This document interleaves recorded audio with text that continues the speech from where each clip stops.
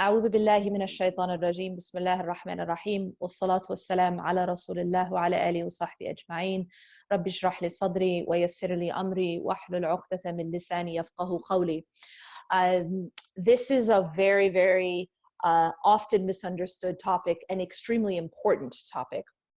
Now, before I get too deep into the definitions of what I term as unhealthy attachments, the reason why I say unhealthy attachments is that in psychology right now and in a lot of the research, they talk about attachments. And so attachments aren't necessarily in the body of research and in the lexicon of psychology isn't necessarily a bad thing. But the way that I'm using it, it is a negative thing, and that's why I'm going to call them unhealthy attachments. And then the definitions of love, true love, we'll use that terminology for that. And before I get too much into that terminology, I want to talk a little bit briefly, of course, because this is all a very accelerated course, I would say, is briefly about the nature of the heart.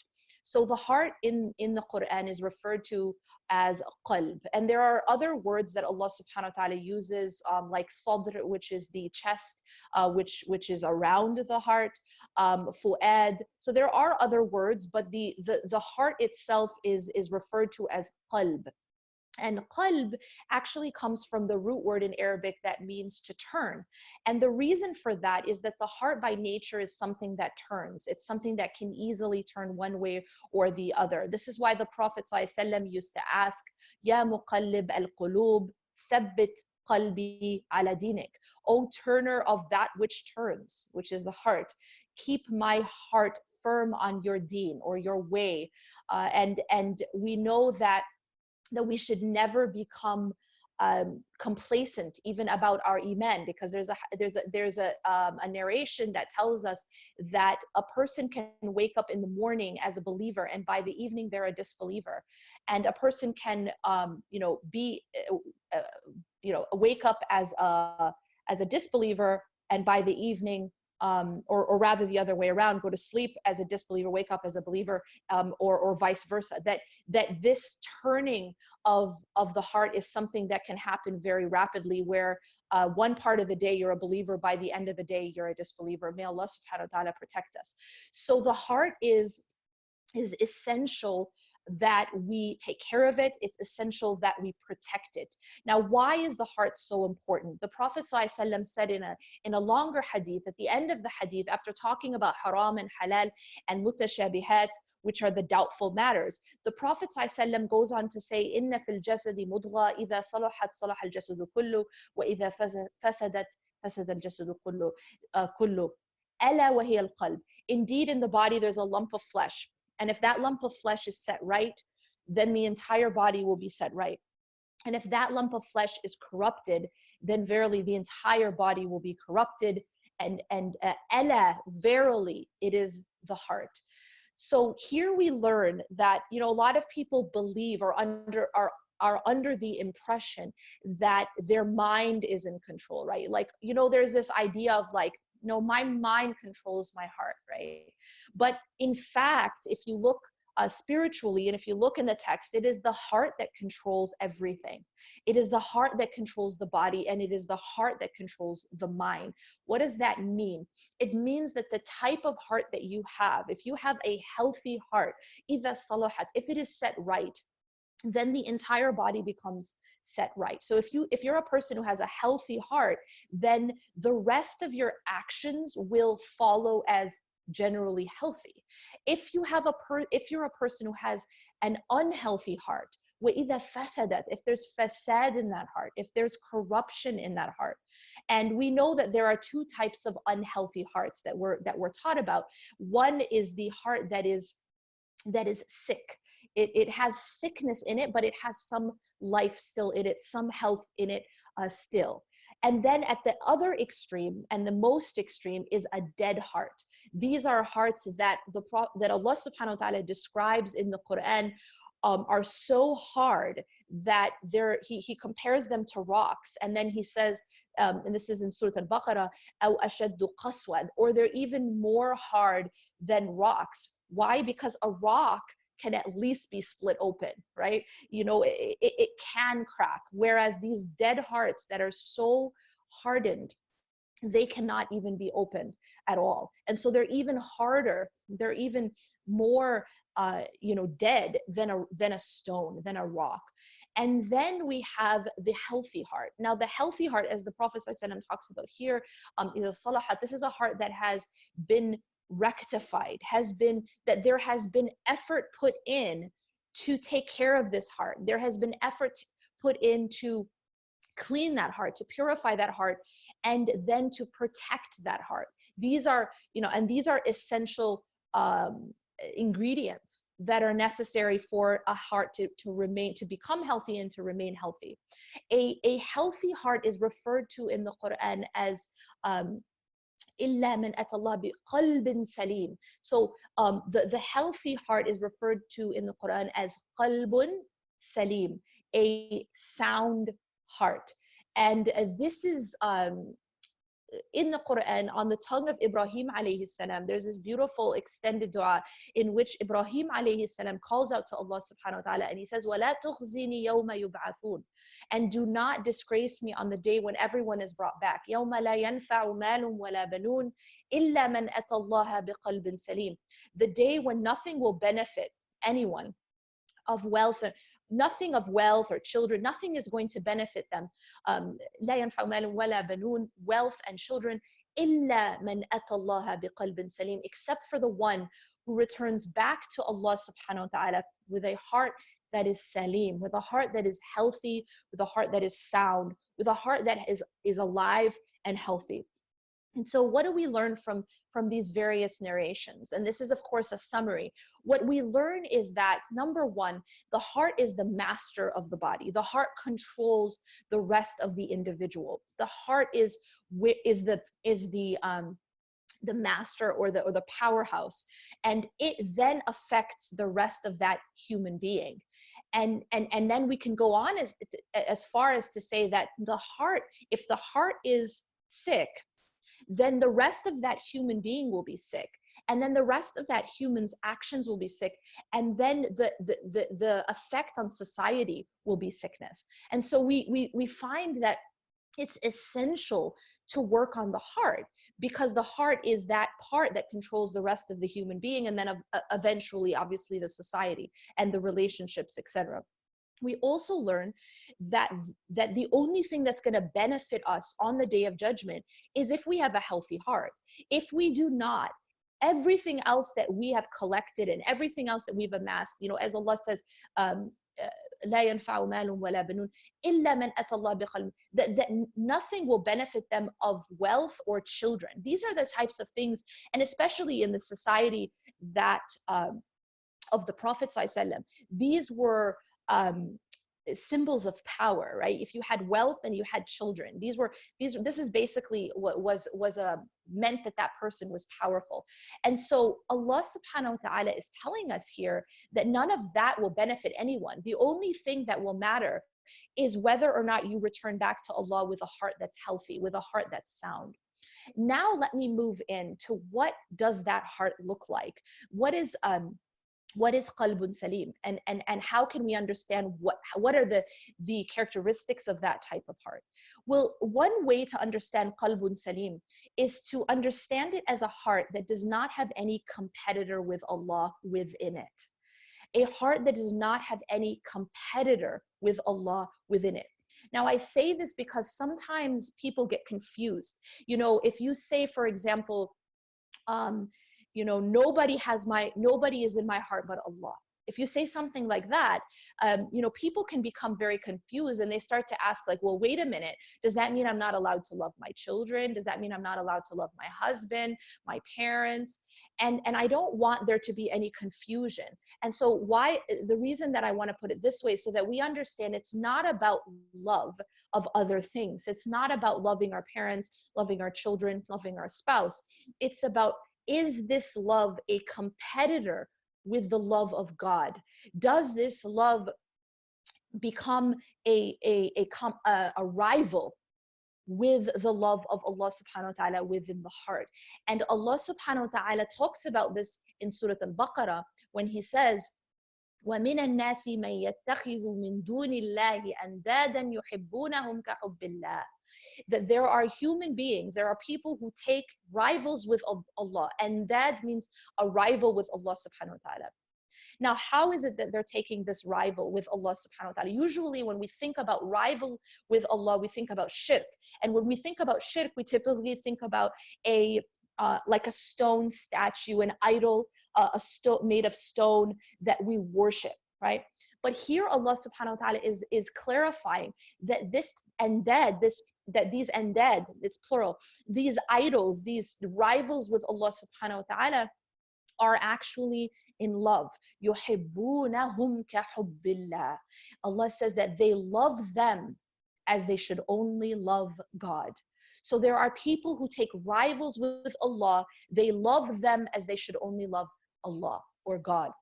So the rivalry here, this competition within the heart, is a competition of love. And that is what Allah subhanahu wa ta'ala is describing here in this ayah. And then he goes on to say that وَالَّذِينَ آمَنُوا أَشَدُّ حُبًّا لِلَّهِ. This is very important. Allah is describing the believers as being those who their strongest, most intense love is for Allah. This is absolutely the basis and foundation of everything we're going to talk about, of every single thing we're going to talk about here today. And that is, when we talk about love, when we talk about false attachments or unhealthy attachments, it has to be understood that the ashaddu hubb, that the most intense love, has to be for Allah subhanahu wa ta'ala. And only when our most intense love is for Allah subhanahu wa ta'ala will we have the capacity to love the creation in a healthy way. This is probably the take-home message. If there's anything that we take home from our time today, it's this: that only when we make Allah our most intense love, only when our love for Allah subhanahu wa ta'ala supersedes and it takes it overcomes, and it is superior to any other love, only then will we have the capacity to love the creation in a healthy, beautiful way. And I'll talk about what it looks like when it is not healthy, and how that actually becomes harmful, not only for the individual who harbors that competing love, but it also becomes harmful to the object of love. So you actually hurt the one that you love in an unhealthy way, as well as yourself, right? When the foundation is not Allah subhanahu wa ta'ala, when the greatest love in the heart is not Allah subhanahu wa ta'ala. However, qalbun salim is not only a heart that has its greatest love for Allah subhanahu wa ta'ala, but again, we mentioned that qalbun salim is a heart that does not have any competitor with Allah subhanahu wa ta'ala. So a competitor can be in other things as well. We might say, I love Allah most. And it might be true. Maybe our greatest love is for Allah subhanahu wa ta'ala beyond anything else. But we might fear something else as we should only fear Allah. We might put our dependence on something else as we should only put our dependence on Allah subhanahu wa ta'ala. We might put our hope in something else as we should only put our hope in Allah subhanahu wa ta'ala. So this is a much deeper and vast statement than only about the love. Now, I began with love because there's another principle that we can understand about love, and that is that whatever you love most becomes your master. Okay? So if you want to know what you are a slave to, and by the way, let's clarify, everyone is a slave to something. Everyone is a slave to something. The atheist is a slave, just as the agnostic, just as the Christian, the Jew, the Buddhist, and the Hindu. Every individual is a slave to something. The only difference is that different people enslave themselves to different things. Okay, and I'll talk about some of the things that we enslave ourselves to when talking about false attachments. But generally, this principle is that whatever you love most becomes your master. So you become a slave to whatever it is that you love most. Now, when we look now at the concept of having our greatest love for Allah subhanahu wa ta'ala, our greatest hope in Allah subhanahu wa ta'ala, our greatest dependence on Allah subhanahu wa ta'ala, let's take a look at what the false attachments look like, or what happens when we have these false attachments. So I want you to think about the heart like a vessel, all right? So like a cup, and it can hold, it holds like a certain amount of stuff, right? And I want you to think about the heart as having various layers, all right? Now, I want to talk specifically right now about the core of the heart. Now, I want you to think about the core of the heart. This is the lub, all right? The lub, which is the most innermost part of the qalb. Now, the lub, or the most innermost part of the qalb, that is what we will explain as the seat of worship. Whatever is in the innermost core of the heart is your ilah. And now I've just given another very important term. You've heard this word before. You probably say it many times a day. In the shahada, you say la ilaha illallah. Now, when you're saying la ilaha illallah, you're saying a very, very profound statement. And a lot of us don't actually understand the implications and the depth of this statement. Literally, when you're saying la ilaha illallah, you are saying there is nothing worthy of being an ilah except for Allah. That's what you've said. You've said there is no ilah. There is nothing worthy of being an ilah except for God, except for Allah subhanahu wa ta'ala. Now we have to talk about the meaning of ilah. What is an ilah? When we say there's nothing else that can be an ilah but God, what are we really saying? Ilah, ilah is not only that thing you pray to. Ilah is also that which you put at the core of your heart. Ilah is what you put at the core of your qalb. Therefore, your money can be an ilah. And for many people, money is an ilah. Money is something that they put at the core of their hearts. They love it more than any other thing. They fear losing it more than any other thing.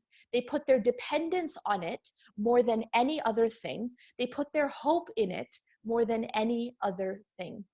And that makes it an ilah. It's actually as if they're worshiping their money. And that thing that you put at the core of your heart, as I mentioned, you become a slave to it.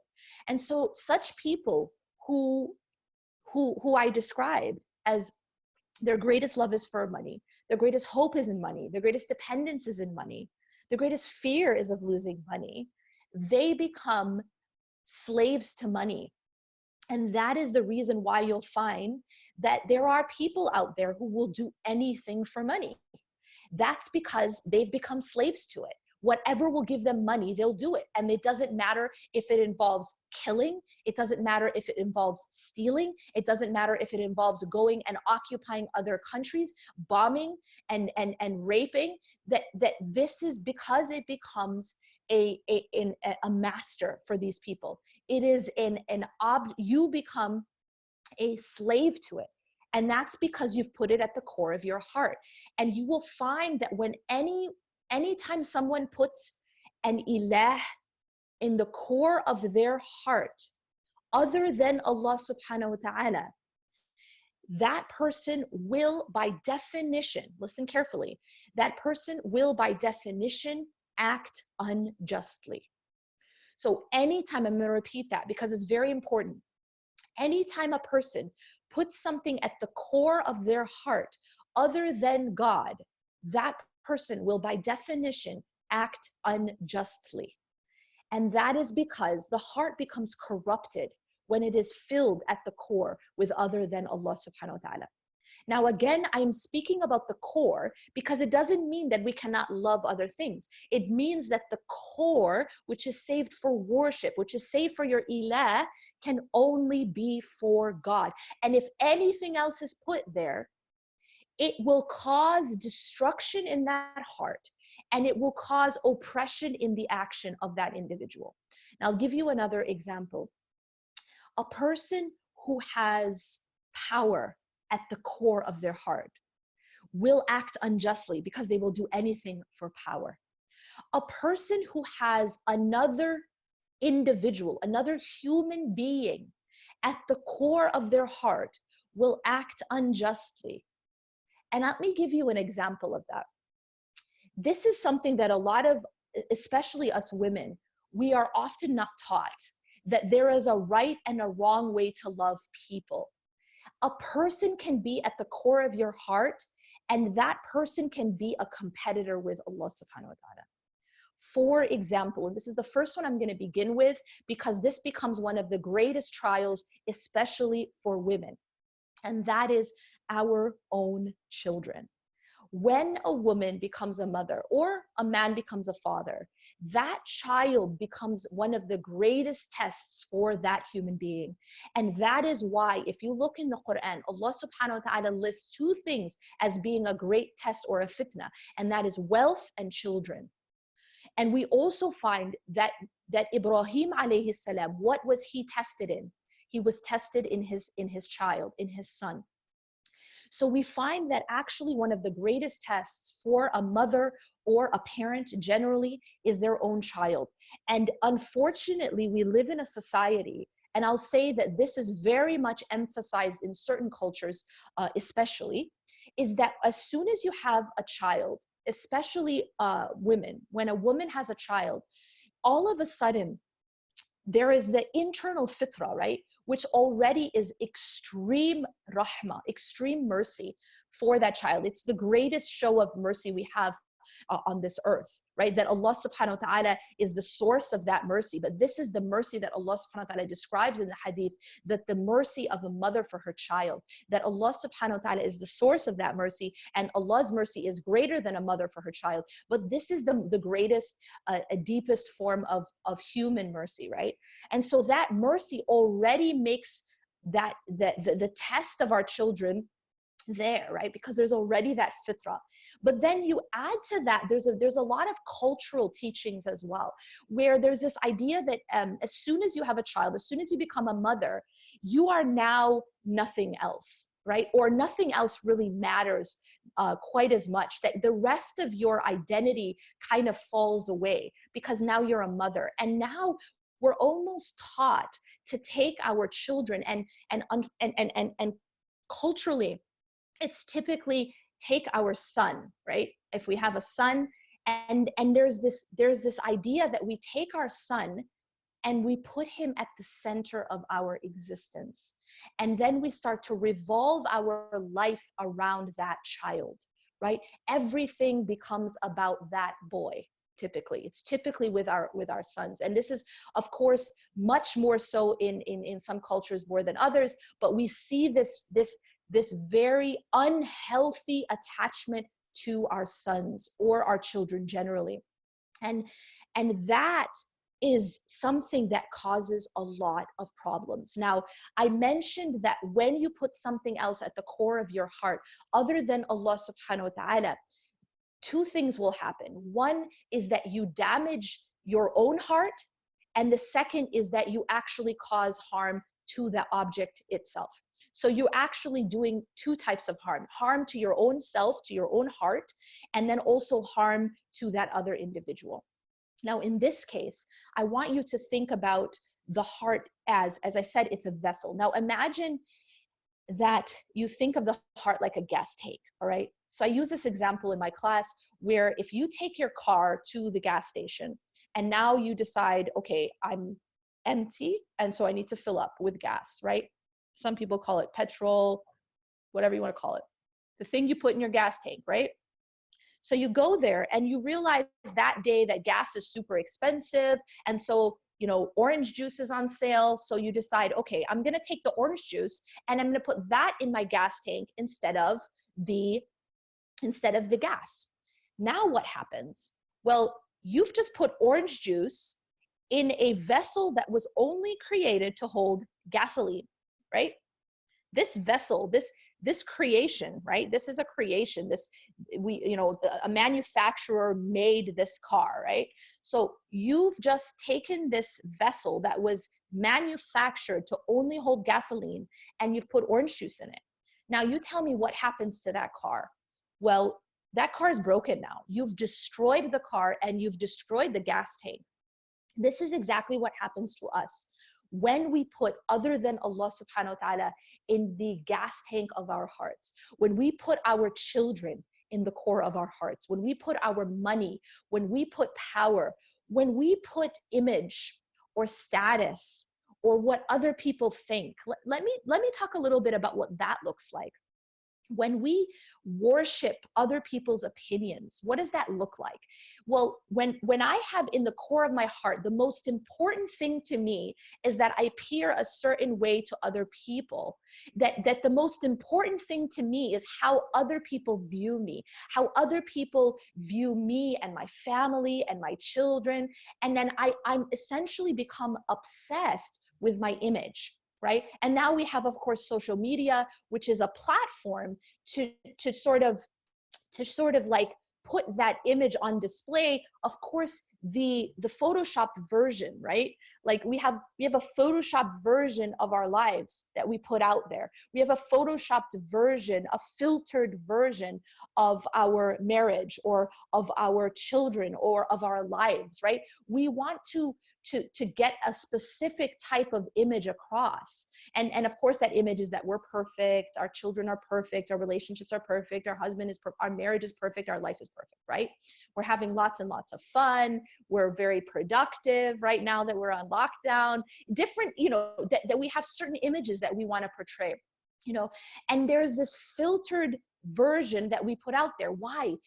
Oftentimes it's because we're very, very concerned about our image. We're very concerned about what people think, about what people will say about us. This is so deep that sometimes a person will actually subject themselves, listen to this, some people will actually subject themselves and their own children to abuse just so that other people won't say they got divorced.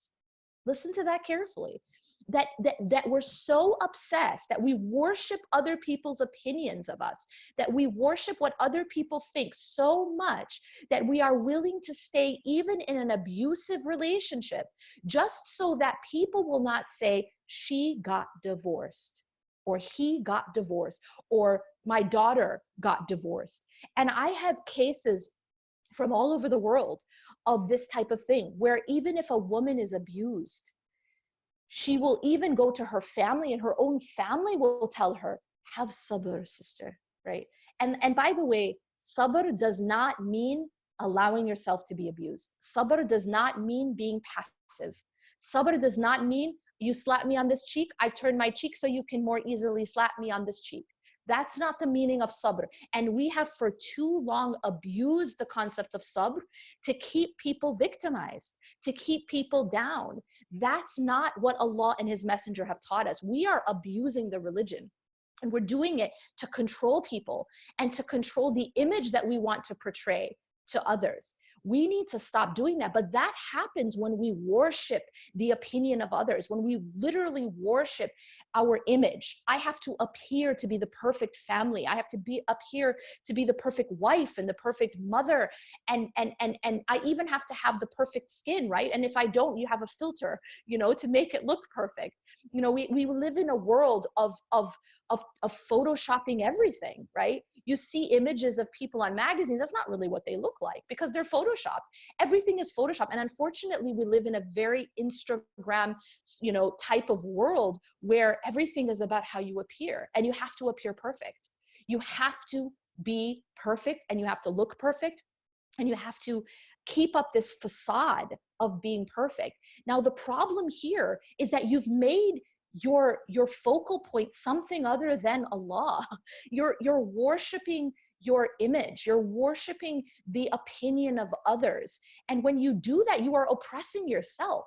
and then you are oppressing others. And this is exactly what I want us to understand, that when we put something else at the core of our heart, these are called unhealthy attachments. When we put something else at the core of our heart other than Allah, and we worship it and we love it as we should only love Allah. Sometimes this is fashion. You know what I mean? Like some of us, we might worship fashion. Like fashion says, okay, now it's in fashion to dress like this, so we hear and we obey. Then fashion tomorrow changes and says, well, actually we changed our mind. Now fashion is saying this, that we have to wear this, and then we just go along. We hear and we obey. It's like we're slaves to fashion. And if it's something that is completely inappropriate, or it's something that goes against the Quran and the Sunnah, but we follow it because we're worshiping fashion. Again, because we've made fashion at the core of our hearts, looking a certain way. And sometimes what we can do is that when we are so worried about how we appear, it can become a competitor with the commands of Allah subhanahu wa ta'ala. And I'll give you a few examples. When money is at the core of the heart, and then on the one hand, you have this opportunity to get more money using riba, or getting involved in riba, or selling alcohol, right? So now you have this opportunity to get more money, right? But it involves something that is forbidden. And then you have on this hand, Allah subhanahu wa ta'ala saying, but it's forbidden, right? Maybe we love the image of having a really giant house so everyone can look at our house and say, wow, look at that. Or we want the brand new car that we can't afford, but we want people to say, wow, you know, like that's a really nice, that's a sweet ride, you know? And we don't have the money for it, but there's opportunity to do it with riba.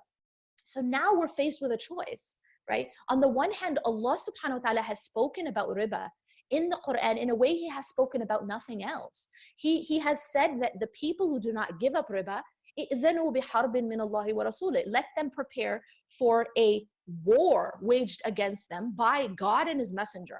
That is really strong terminology.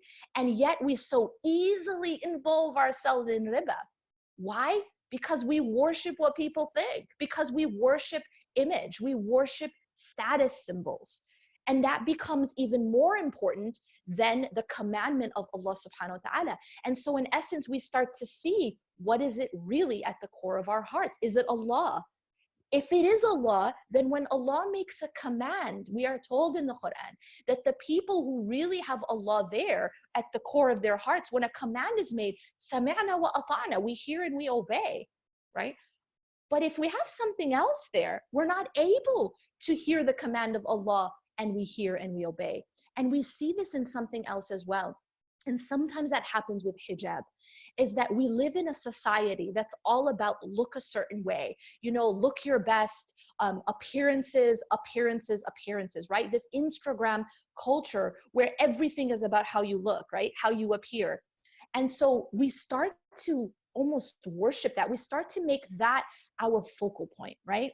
And now, when our appearance becomes our focal point, when it becomes our obsession, when it becomes one of the most important things to us, and then Allah comes and says, cover it up, it becomes a struggle. It becomes very difficult. And a lot of that has to do internally with what is at our core. What is most important to us? Is it being beautiful to society, or is it being beautiful to Allah subhanahu wa ta'ala? Right? So we find that when we have something else at the core, when we've put orange juice in the gas tank, we are not able to, as I said, you know, be just. We are not able to love Allah and obey Allah as we are commanded to love Him and obey Him. We are not able to fear Allah as we were told to fear Him, because something else is there and there isn't space for Allah subhanahu wa ta'ala and His commandments. The other thing that happens is this, and this is something that leads me to the concept of loving in the right way, and how when we don't love in the right way, when we have other things at our core, it shatters the heart.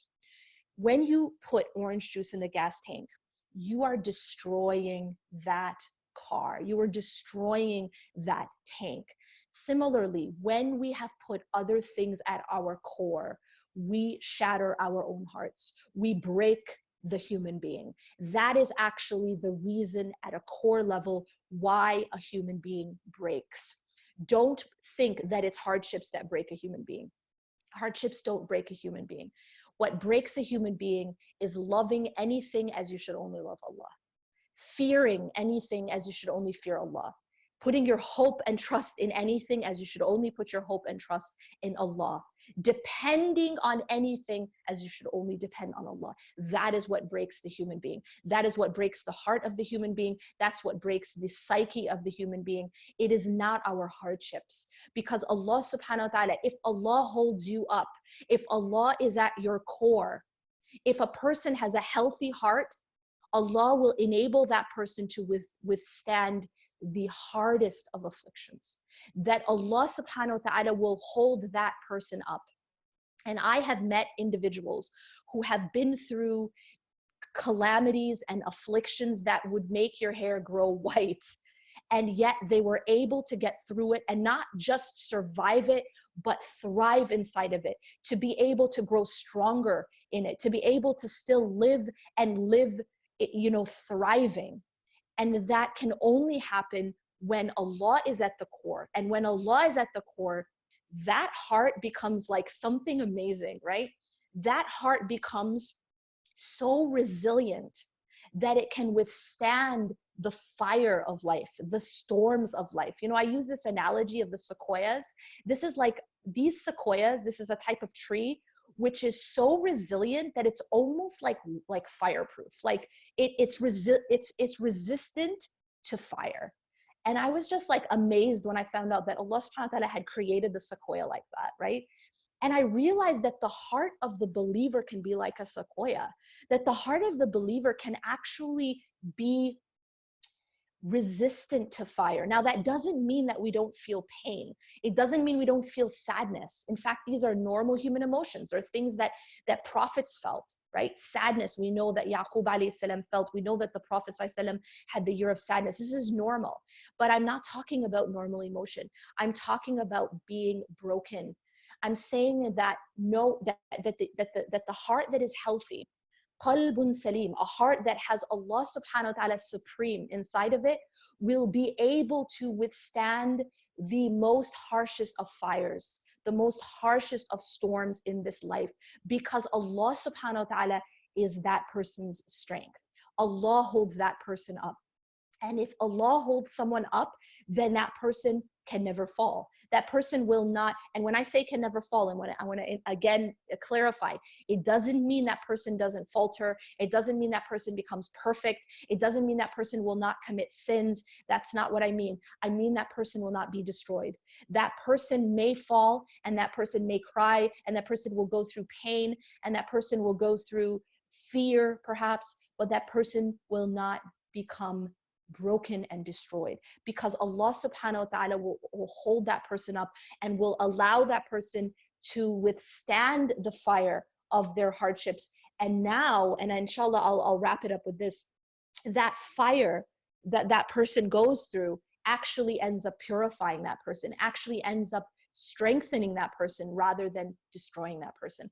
And that is absolutely amazing. This is what Allah subhanahu wa ta'ala talks about in the Quran when he says لِيُمَحِّصَ اللَّهُ الَّذِينَ آمَنُوا, that Allah subhanahu wa ta'ala says that he sends afflictions, and one of the reasons he sends afflictions is in order to purify, tamhis, purify those who believe.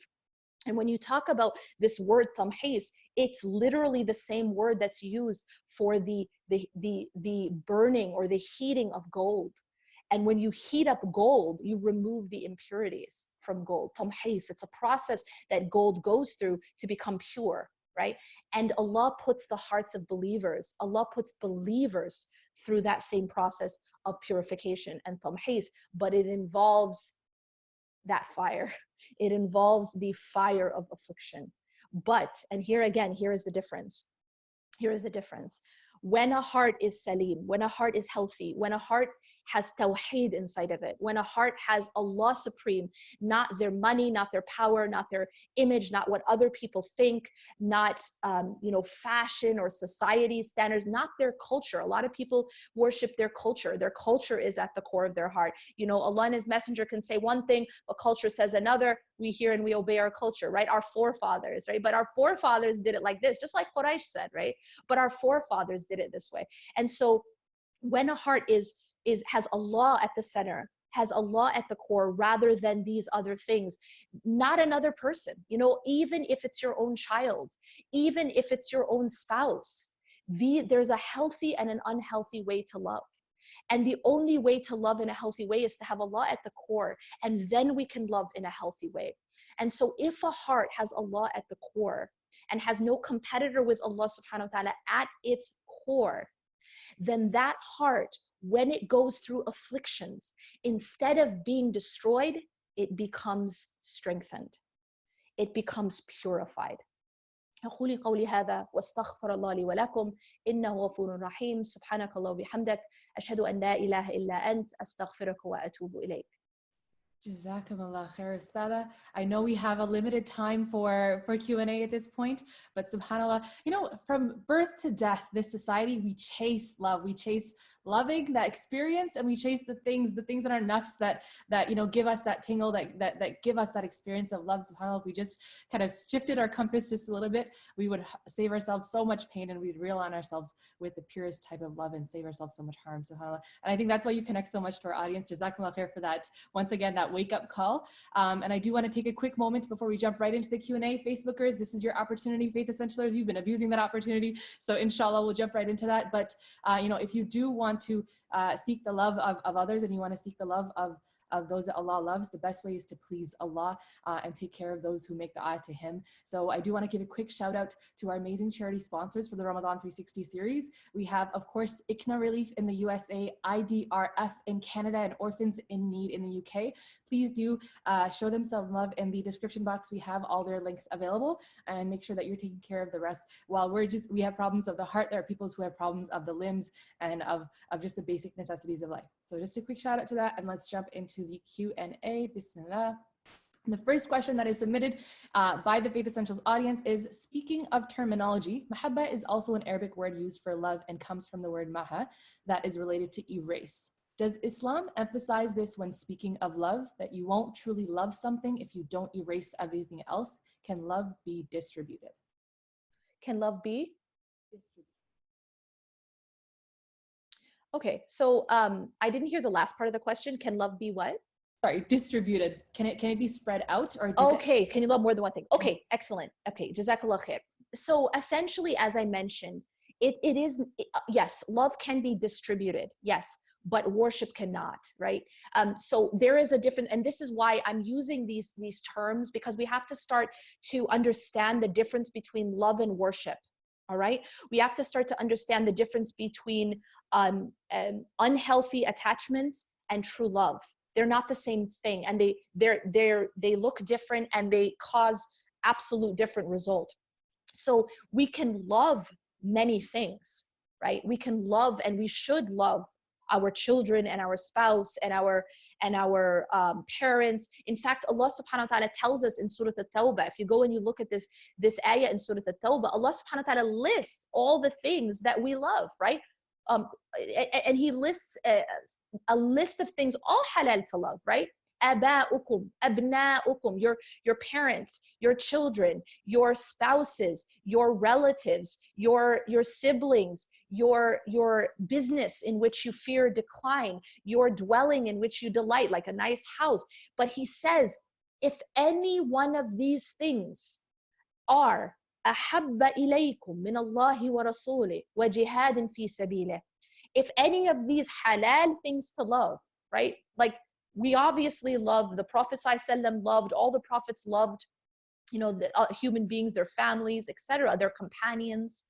But if any of these are more beloved to you than Allah and His Messenger and striving in His cause, that's when you get the problem. And Allah says that if any of these things are more beloved to you than Allah and His Messenger and striving in His cause, فَتَرَبَّصُوا, so wait until Allah subhanahu wa ta'ala brings about his decision. And this is almost like a really frightening threat, but it's not so much a threat as it is a warning, right? And the reason for that is this: when you put orange juice in the gas tank, when your fathers or your parents or your children or your spouse or your money or your business is more beloved to you than Allah and his messenger and striving in his cause, meaning it's at the core, then what happens is you actually go through the worst type of torture. You will actually feel an incredible amount of pain and suffering. And that is the nature of the heart. Allah is warning us. Allah is trying to protect us. It's like the manufacturer of the Mercedes, writing in like bold letters, do not put orange juice in the gas tank. Like, they're trying to protect you, right? They're telling you that this is going to damage the car. Now, let me ask you this. When you put orange juice in the gas tank, do you hurt the manufacturer of the car? No. When you put orange juice in the gas tank, can you go and now blame the manufacturer of the car because the car isn't running? No. Whose fault is it? It's your fault. You destroyed that creation. You destroyed that car through putting something in it that it wasn't meant to hold. And the core of the heart is not created to be able to hold anything but God, because that's worship, right? When you love something as you should only love God, it's not love anymore. It's taking an ilah. It's worship. And this is one of the most important things we have to start to recognize, the difference between love and worship. And I'll tell you one of the greatest signs that there is something that you have at the core of your heart that shouldn't be there. And that is that you will have unending torment from that very thing. And I'll repeat that. That thing, whatever that object is, whatever that person is, whatever that job is, whatever that thing is, will actually be the source of your greatest suffering. The thing that you put at the core, where only God should be, will become the source of your greatest suffering and anxiety. And you won't be able to sleep at night because you're thinking about that thing. And you won't be able to find peace ever. And you will constantly be tormented by that very object itself. Sometimes it's our own children. I have seen this a lot. Sometimes it's our own children, because we've put that child at the core, at the center of our life, and then we did tawaf around him. Yeah, you feel me, right? And then what happens is we become tormented by that, and then we cause torment to others, right? This is, by the way, one of the reasons why we see so much conflict between the mother-in-law and the wife. The reason that is happening is it goes back a long time. At the core of it is that mother, when she gave birth to that son, she did not have a healthy relationship with him. She put him at the center. She revolved her existence around him. Sometimes, she even put aside her own relationship with her husband. It was all about the son, right? Everything about him, his needs, his person, like, God forbid we teach him to actually, do the dishes or make his own bed. I mean, we do everything for him, and we think that that's love, but it is not love. We are handicapping that individual, and unfortunately we are also raising a narcissist. And this is one of the phenomenons that we're finding right now, is that this mothering that looks like love, but it is actually extremely toxic. It's toxic to the mother, it's painful, but it is also toxic to that boy, to that son himself, and then his future relationships. And it continues, right? Because now he's 30 and now he gets married, and you're not about to let go of that, because you spent your last 30 years literally devoting your entire life to him. Your whole life revolved around him. You gave up everything for him. You didn't even take care of yourself, right? You didn't even take care of your marriage. It was just about him. And so that's why people have trouble letting go and finding a balance. Now, when he grows up, he gets married. Now there's a competition between the mother and the daughter. And that should never happen. But it only happens because the love itself was unhealthy, because it was an unhealthy attachment. You put your son at the center of your life when it should have been Allah. It should have never been your child. Perfect. The next question is, guys, there's no way we're going to catch all of them, so I will put a pause on the question box for now. But the next one, and Ustadha, I know you can expect this one. When it comes to love within the topic of marriage, is compatibility and chemistry are present between two individuals? Should one neglect the fact that one of them, let's say the brother, doesn't have a secure job or doesn't match the sister intellectually? Okay, great question. I'm going to try to answer this quite quickly. So when looking for a potential spouse, you need to look for character, you need to look for deen, you need to look for those things definitely, but you also need to look for attraction. That's very important, because a lot of people believe that all we need is deen. I don't need to be attracted to this person. Slight problem with that. Because if you're not attracted to what's halal for you, you will become attracted to something. And if it's not what's halal for you, it may be what's haram for you. So you should be attracted to, yes? Because I don't think that attraction is the problem between the two. It says compatibility and chemistry are present, but it's... Oh, they are present. I didn't hear that. Okay. But the job isn't present, right? Stable job. Okay, so having said that, because there are a lot of people where that is the issue. So yes, that's important. Attraction is there. Now, in terms of the job being stable, this is completely not a black and white answer. This, I think, would go into the category of Allah knows best whether or not that person is best for you. I do not consider that at that moment they don't have the most stable job necessarily is a deal breaker, but Allah knows best, right? It depends on the situation. My advice to you is to pray istikhara and to see how it goes. Perfect. The next is, how do we back up the claim that we love Allah? Does this claim necessitate actions? Yeah, a lot of actions. My advice to you is do not make claims. Because you're absolutely right. When you make a claim, you are tested in that claim. So if I make a claim and I say, I have nothing in my heart but Allah, oh God, like prepare yourself for a lot of very harsh tests. Do not make claims. Just do your best. Do your best to purify yourself, to get closer to Allah subhanahu wa ta'ala, to have Allah be, central in your heart. But please try to avoid these claims. To try to avoid saying I'm like this and I'm like that, because yes, there definitely you will be tested. Perfect. The next question is from Facebook and it's from Germany. Ha Alp is asking, my question is, how do I know or feel that Allah isn't in the core center of my heart? Like, how do you know you're getting distracted and that there's... Okay. So you'll know because whatever fills your heart fills your mind. So that's one of the first way to know that whatever you think about and obsess about all the time, to the extent that it causes you a lot of anxiety, it's like it's not actually giving you peace. It becomes like a drug addiction. You'll feel it because there's something unhealthy internally. So this will become the first thing on your mind when you wake up, the last thing before you sleep, what keeps you up at night, the thing that you fear most, the thing that causes you the most pain, the thing that causes you the most anxiety.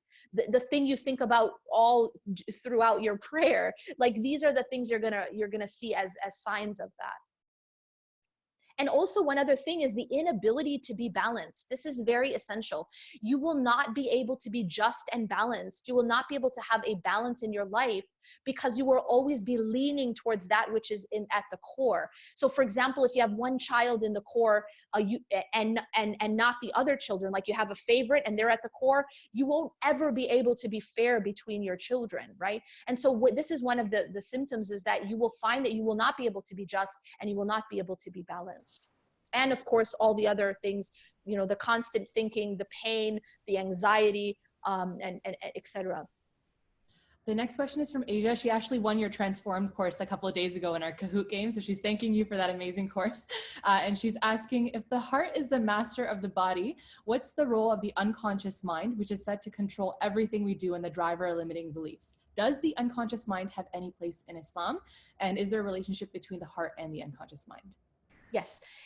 So the unconscious mind is also controlled by the heart. Now, when I say the heart is like, this is like the type of person that you are at your core, right? So for example, if you have sickness in the heart, it is going to affect your unconscious thoughts, your unconscious mind. And then the unconscious mind is going to affect potentially become conscious thought, and then that affects action. The Prophet ﷺ said this in the hadith, that if this lump of flesh is set right, then the whole body is set right. So that includes the unconscious mind, which then affects the conscious mind, which then affects action. There's a saying that says that that everything starts with this, this khawatir. Khawatir is like a fleeting thought, which you could kind of consider like an unconscious type of thought.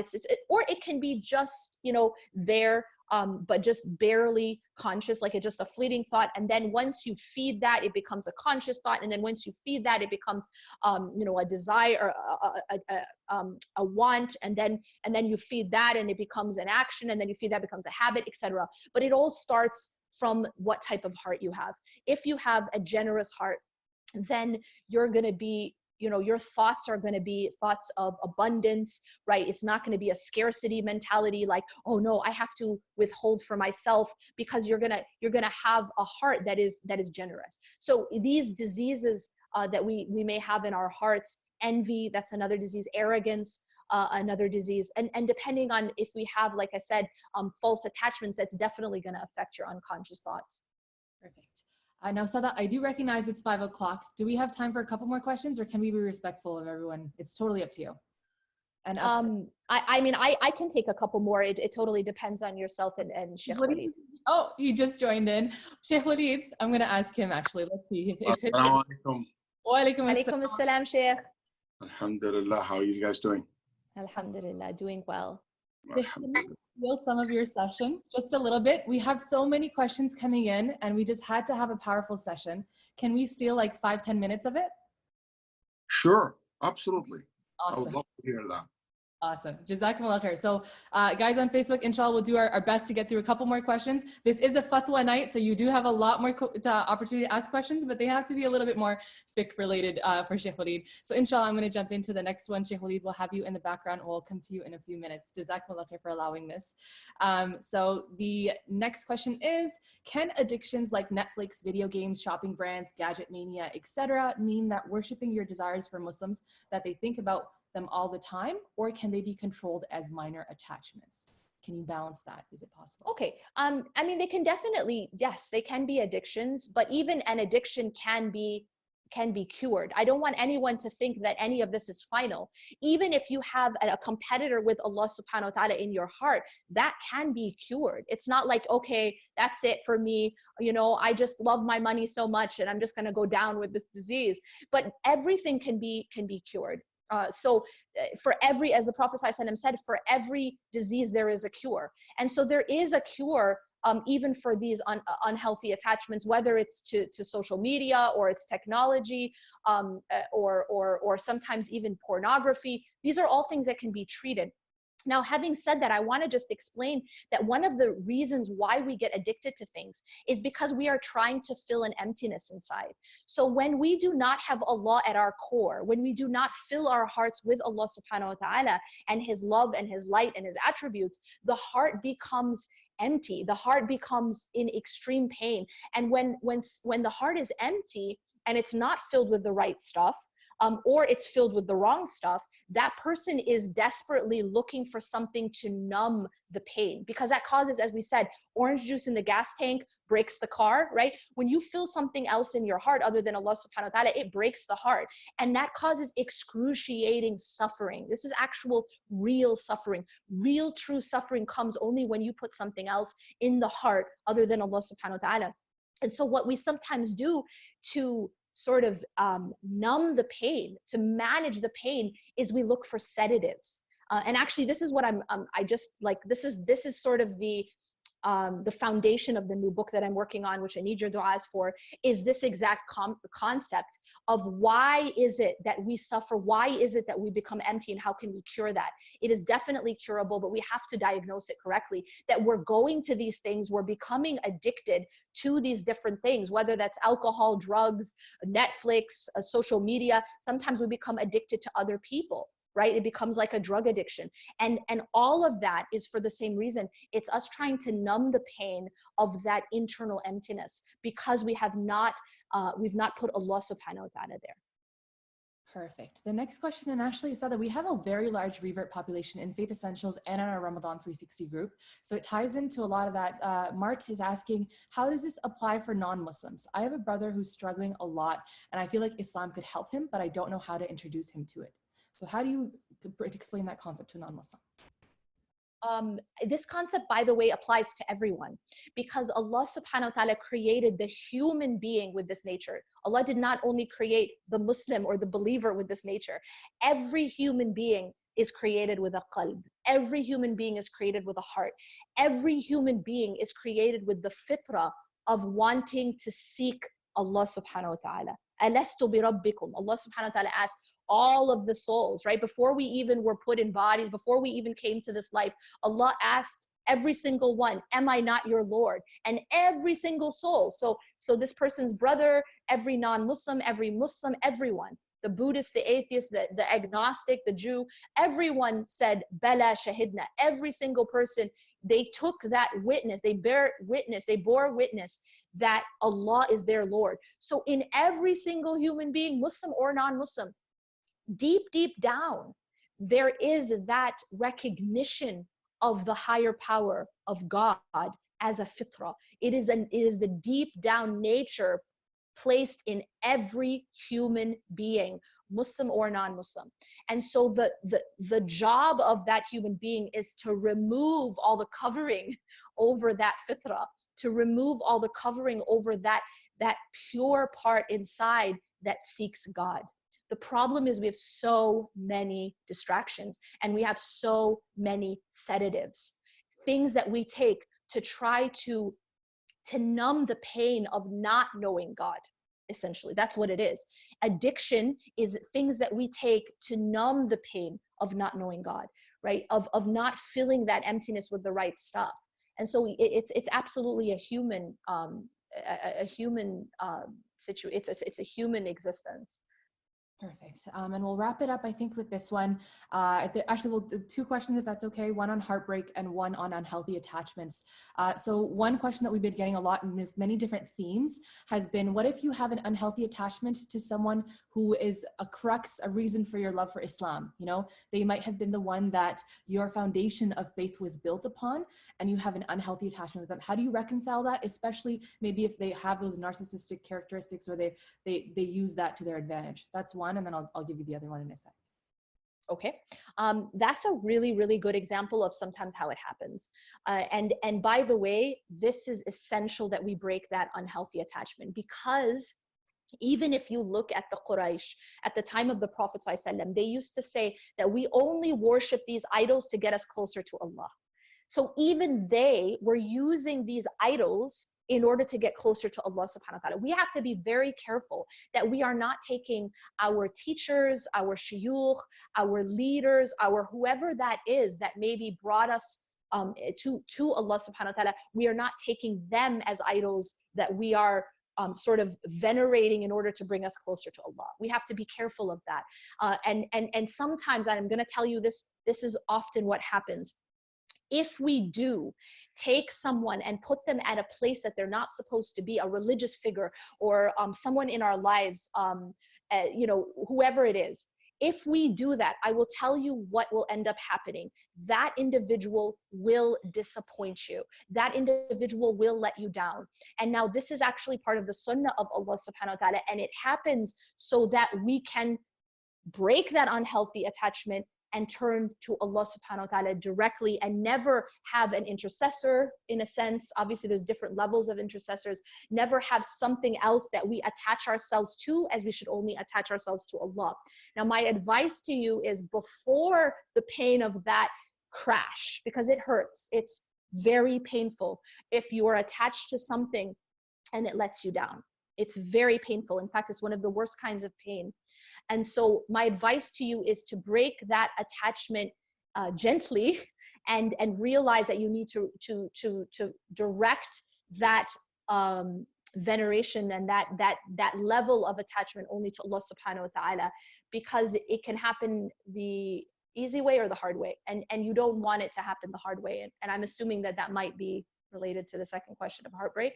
You actually almost segued right into it. The second part was, what is kind of like the Islamic way to recover from heartbreak? Beautiful. Yeah. I have an entire class that I gave, and it was made into a transcription, which inshallah I'll have more widely available soon. It's called Shattered Glass. And this was about essentially healing, right? After heartbreak, and having and building emotional first aid, like having a first aid kit. But I'll just give you sort of a really quick summary of that. The easiest way to heal is, I'm going to give you guys an analogy. You know, if a person has gotten like dumped or like has heartbreak from like a breakup, what's the quickest, most sort of painless way to get over that breakup or that heartbreak is that people usually try to find someone else to replace that person, right? So they kind of say like, you don't get over someone until you find someone better, right? Okay, let's use that concept here for a second. The easiest way to get over the false attachment to the creation is to find something better, and that's the creator. The easiest way to get over the false attachment to dunya is to find something better, which is akhirah. And Allah subhanahu wa ta'ala tells us in the Quran, بَلْ تُؤْثِرُونَ الْحَيَاةَ الدُّنْيَا وَالْآخِرَةُ خَيْرٌ وَأَبْقَى. That how is it that you prefer the life of this world when the hereafter is better and it's more lasting? So when we compare the creation to the creator, we can't even, there's no comparison. The example I give in my book, Reclaim Your Heart, and inshallah I'll wrap up with this, is like a child who sees a toy Ferrari, right? He's walking by a toy store and in the window he sees a toy Ferrari. And now this child literally becomes obsessed with this toy Ferrari. That's all he can think about. It's all he can talk about. It's all he can pray about. I want that Ferrari, I want that Ferrari. Now, finally, when he gets that Ferrari and you try to take that Ferrari out of that child's hand, it will be the end of the world because he has got such an attachment to that Ferrari, right? Have you ever tried to take a toy out of the hand of a child who's really attached? It's like the end of the world, right? But what happens to that attachment to the toy when that child sees a real Ferrari, right? Not the toy, not the lesser version, but the real thing. Now, when that child is looking at the real Ferrari, he can let go of that toy easily. Do you understand? And that's what we have to do, is that the easiest way to remove these false attachments from our hearts of the creation is to focus on the creator, because it's seeing what is greater, right? It's by focusing on the hereafter. How can we become obsessed with this life? How can we become attached to the toy car of dunya when there is a life that is better and more lasting? That's the real Ferrari. And so when a person wants to remove sort of the false toy cars, right? The lesser versions from their heart, you know, you can like rip it out, right? But that's like trying to rip out that toy car from the kid's hand. That's very hard and it's very painful. And I think a lot of people try to do it that way. And sometimes it happens against their will. That thing is ripped out. That person will let them down. That person will hurt them. That person will be disloyal to them. That person will leave them. That's the tearing of that toy car from the hand of the child. It is extremely painful and it causes a lot of suffering. But if you could instead see something better and focus on that, focus on the greatness of the creator, it totally diminishes any greatness or so-called greatness in the creation that you're attached to. And similarly with dunya, if you focus on the greatness of the hereafter, it diminishes the so-called greatness of this life, which by definition is lesser. The word dunya means that which is lower. This is by definition the lower life, and the hereafter is the higher life.